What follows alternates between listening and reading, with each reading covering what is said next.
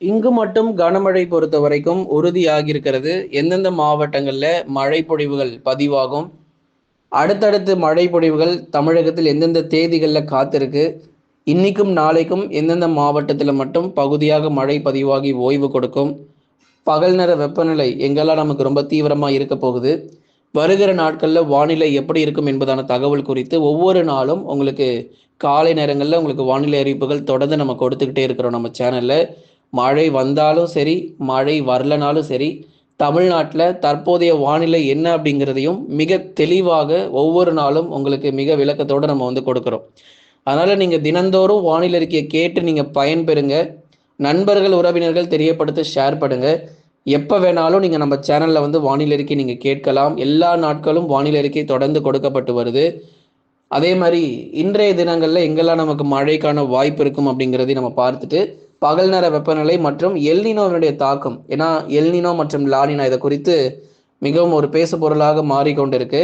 ஏன்னா இந்த எல்னினோ பொறுத்த வரைக்கும் எப்படி இருக்கும் என்பது குறித்து ஏற்கனவே சில நாட்களுக்கு முன்பதாக எல்னினோ தாக்கம் எப்படி இருக்குங்கிற ஒரு முழுமையான ஒரு ஒரு அறிவிப்புகள் நம்ம கொடுத்திருந்தோம். பார்க்கலன்னா நம்ம சேனல்ல இருக்கு, போய் பார்த்து பயன்பெறுங்க. ஆகவே தொடர்ந்து இதனுடைய தாக்கம் பொறுத்த வரைக்கும் வரக்கூடிய இந்த ஏப்ரல், மே மற்றும் ஜூன் மாதங்கள்ல எல்னினோனுடைய தீவிரம் அதிகரிச்சதுன்னா தென்மேற்கு பருவமழையினுடைய தாக்கமும் நமக்கு வந்து குறைவதற்கான வாய்ப்பாக இருக்கும். ஏன்னா பொதுவாக தென்மேற்கு பருவமழையில நமக்கு மேட்டூர் போன்ற அணை பகுதிகள் கர்நாடகாவிலிருந்து நமக்கு கிருஷ்ணசாகர் அணை மற்றும் கபினி அணையிலிருந்து நீர் திறப்புகள் ஒவ்வொரு வருஷமும் அதிகமாக இருக்கிறத நம்ம பார்க்கிறோம். ஒவ்வொரு ஆண்டு கடந்த 4-5 ஆண்டுகளாக நீங்கள் எடுத்து பார்த்தீங்கன்னா தொடர்ந்து எல்லா ஆண்டுகளுமே கிட்டத்தட்ட மேட்டூருக்கு வர வேண்டிய நீர் பொறுத்த வரைக்கும் கர்நாடகாவிலிருந்து வரும். அந்த அளவுக்கு தென்மேற்கு பருவமழை கொட்டி தீர்க்கும். மேட்டூர்ல கூட அந்த தண்ணீரை சேமிச்சு வைக்க முடியாத அளவுக்கு கடலில் வீணாக அந்த தண்ணீர் போய் கலக்கிறத நம்ம பார்த்திருக்கிறோம். ஆனா இப்போ இந்த ஆண்டும் அடுத்த வருஷமும் எல்னினோவினுடைய தாக்கம் இருக்கு அப்படிங்கிறதுனால தொடர்ந்து கர்நாடகாவிலிருந்து வரக்கூடிய அந்த தண்ணீரின் அளவு எப்படி இருக்கும் என்பது நமக்கு மிகவும் ஒரு கேள்விக்குறியாக மாறி இருக்கு. ஏன்னா தென்மேற்கு பருவமழையுமே ரொம்ப குறைவாக இருக்க போகுது இந்த 2 வருஷமும், இந்த வருஷமும் அடுத்த வருஷமும். இதனுடைய காரணம் எல்னினோ தான். இது வந்து எல்னினோனா என்ன, பசிபிக் பெருங்கடல் பகுதிகளில் ஏற்படக்கூடிய மாற்றத்தினால ஏற்படக்கூடிய அந்த வானிலையின் மாற்றத்தை தான் இந்த எல்னினோ மற்றும் லானினா என்று சொல்லுவோம். அதனாலதான் இதை பத்தி நம்ம தெளிவா அந்த வானிலை அறிவிப்புகள் அந்த வீடியோல நம்ம போட்டிருப்போம். அதனால பார்க்காதவங்க அதை பார்த்து பயன்பெறுங்க.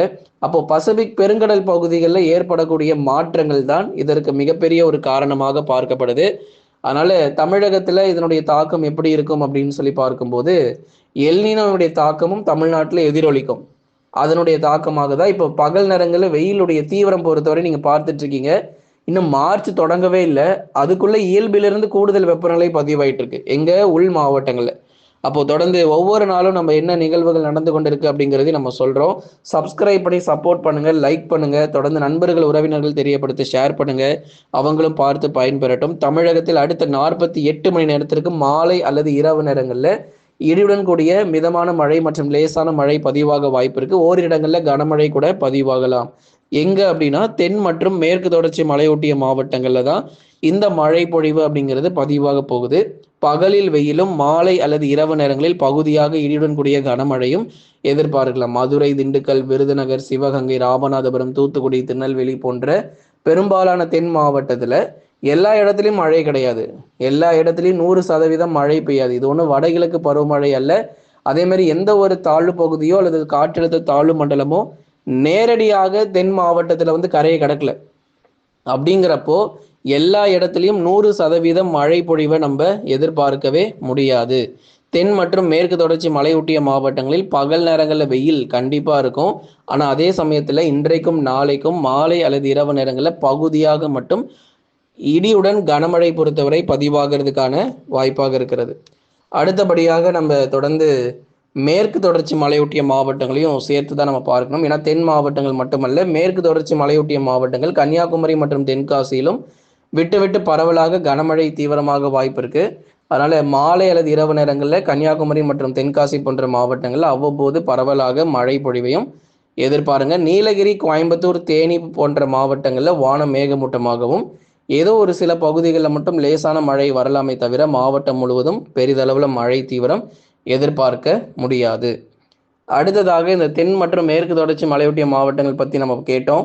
நமக்கு வந்து பகுதியாக திருநெல்வேலியினுடைய மேற்கு பகுதி, அதே மாதிரி விருதுநகர் மாவட்டத்தினுடைய மேற்கு பகுதி, மதுரை தெற்கு பகுதி, இந்த மாதிரி சில இடத்துல வேணால் கொஞ்சம் கொஞ்சம் அங்கொன்றும் இங்கொன்றுமாக நமக்கு மழை பொழிவுகள் தென் மாவட்டங்களில் கிடைப்பதற்கான வாய்ப்பாக இருக்கும். அதுவும் 27ஆம் தேதி வரை மட்டுமே இந்த மழை பொழிவுகளாக அவ்வப்போது நம்ம எதிர்பார்க்கலாம். அதுக்கப்புறம் மார்ச் தொடங்கியாச்சுன்னா நமக்கு வெயிலின் தீவிரம் ரொம்ப அதிகரிக்க ஆரம்பிச்சிடும். அடுத்ததாக வட தமிழக உள் மாவட்டங்களில் சராசரியாக பதிவாக வேண்டிய வெப்பநிலையை விட கூடுதலாக பகலில் வந்து பதிவாக போகுது. பொதுவாக இப்போ 34 டிகிரி செல்சியஸ் பதிவாக வேண்டிய இடத்துல 36 டிகிரி செல்சியஸ் அல்லது 37 டிகிரி செல்சியஸாக வெப்பநிலை பொறுத்த வரைக்கும் பதிவாக போகுது. வட தமிழக உள் மாவட்டங்கள் சராசரியாக பதிவாக வேண்டிய வெப்பநிலையை விட கூடுதலாக 2 டிகிரி செல்சியஸ் வரைக்கும் வெப்பநிலை தொடர்ந்து உயர்ந்து காணப்படும். அதில் குறிப்பாக சேலம், நாமக்கல், கரூர், திருப்பூர், ஈரோடு மிக அதிகமாக பாதிக்கப்பட போகுது. இந்த பகுதிகள் சேலம், நாமக்கல், கரூர் போன்ற இடங்கள் தான் அதிக வெப்பநிலை தீவிரமடையும். அதே மாதிரி ஈரோடு மற்றும் திருப்பூர் மாவட்டங்கள், கோயம்புத்தூர் நகர பகுதி கூட நமக்கு வெப்பநிலை பொறுத்த வரைக்கும் தீவிரமடைய போகுது. அதனால் இந்த பகுதியில் இருக்கிறவங்க தயவு செய்து கொஞ்சம் உஷாராக இருந்துக்கோங்க. ஏன்னா இங்கே தான் இயல்பிலிருந்து கூடுதல் வெப்பநிலை பொறுத்த வரைக்கும் அதிகமாக பதிவாகும். வேலூர், திருப்பத்தூர், ராணிப்பேட்டை, திருவண்ணாமலை, கிருஷ்ணகிரி, தருமபுரியிலும் படிப்படியாக வரும் நாட்களில் பகல் நேர வெப்பநிலை உயரப்போகுது. அடுத்ததாக நம்ம பார்க்கக்கூடியது வட தமிழக கடலோர மற்றும் டெல்டா மாவட்டங்கள். வட தமிழக கடலோர பகுதிகள் இனி வரும் நாட்களில் படிப்படியாக பகல் நேர வெப்பநிலை மேலும் அதிகரிக்க வாய்ப்பு. மழை தீவிரம் குறையும். சென்னை, திருவள்ளூர், காஞ்சிபுரம், செங்கல்பட்டு, விழுப்புரம், கடலூர், புதுச்சேரி மற்றும் காரைக்கால், கள்ளக்குறிச்சி, தஞ்சை, நாகை, திருவாரூர், அரியலூர், பெரம்பலூர், திருச்சி, புதுக்கோட்டை உள்ளிட்ட பெரும்பாலான வட தமிழக கடலோர மற்றும் டெல்டா பகுதிகளில் இதுக்கடுத்து வரும் நாட்களில் வெயில் தீவிரம் படிப்படியாக அதிகரிக்கும். மழை ரொம்ப குறைவு. ஏன்னா இந்த பகுதியில் இருக்கிறவங்க மழை எதிர்பார்க்க வேண்டாம். விரைவில் எல்னினோ, அதுதான் நம்ம வானிலை அறிக்கை ஆரம்பத்திலே சொல்லியிருந்தோம். இந்த எல்னினோடைய தாக்கத்தினால தென்மேற்கு பருவமழை சில மாநிலங்களில் பற்றாக்குறையாக இருக்கும். குறிப்பாக வட இந்தியாவில் இருக்கக்கூடிய பெரும்பாலான மாநிலங்கள் நமக்கு வந்து பாதிக்கப்பட இருக்கு. ஏன்னா இந்த வருஷம் கடலோர மாவட்டங்களில் சராசரியாக பெய்ய வேண்டிய மழை கிடைக்கும். மற்ற மாநிலங்கள் உள்ள நமக்கு வந்து பார்த்தீங்கன்னா குறிப்பாக நம்ம மத்திய பிரதேஷ், பீகார், சத்தீஸ்கர் இது போன்ற நிறைய மாநிலங்கள் வட இந்தியாவில் இருக்கக்கூடிய பல்வேறு மாநிலங்களில் நமக்கு வந்து தென்மேற்கு பருவமழை இந்த வருஷம் பற்றாக்குறை ஏற்படுவதற்கான வாய்ப்பாக இருக்க போகுது. அதில் தொடர்ந்து நம்ம வந்து தீவிரமாக கண்காணிக்கப்பட்டு வருது. இனி அடுத்து வரக்கூடிய நாட்களில் எந்தெந்த மாநிலங்களில் பற்றாக்குறை ரொம்ப அதிகமாக இருக்கும், எங்கெல்லாம் சராசரியான மழை பெய்யும், எங்கெல்லாம் கூடுதல் மழைக்கான வாய்ப்பு இருக்குது அப்படிங்கிற பட்டியல் சீக்கிரமாக நம்ம வந்து சொல்ல போகிறோம். அதனால் ஒவ்வொரு நாளும் தொடர்ந்து இணைந்திருங்க, வானிலை அறிக்கையை கேளுங்க. உங்கள் மாவட்டத்தில் மழை வருமா அல்லது வெயிலுடைய தாக்கம் அதிகமாக இருக்குமான்னு தெரிஞ்சுக்கோங்க.